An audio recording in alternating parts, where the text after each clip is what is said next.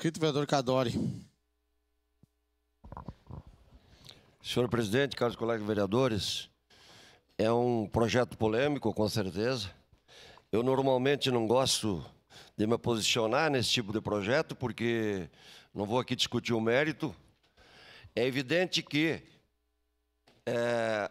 o poder público tem que apresentar a estrutura, os banheiros abertos, tem que ter toda uma estrutura para dar oportunidade para as pessoas fazerem as suas necessidades fisiológicas, mas eu acho que,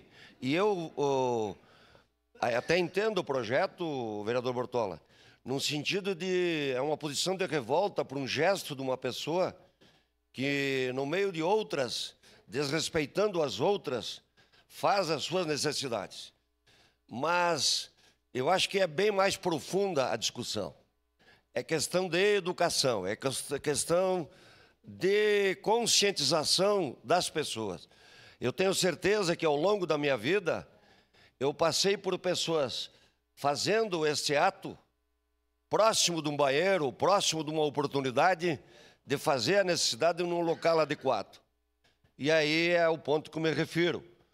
Eu provavelmente vou votar a favor, no sentido de dizer que o gesto de, diante das outras pessoas, fazer a sua necessidade é um desrespeito.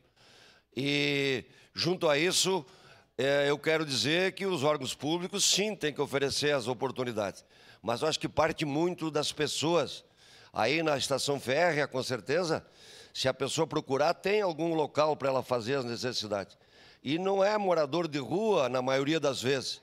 É aquele cara, um cidadão comum, normal, que, bêbado, ele desrespeita ou demonstra, naquele momento de perturbação psicológica, ele demonstra o que ele é na vida real, que tem um comportamento inadequado diante da sociedade. Então, provavelmente votarei favorável, mas mais num sentido de dizer que o gesto é negativo, mas que os culpados não são só um, é toda a sociedade. Era isso, meu muito obrigado.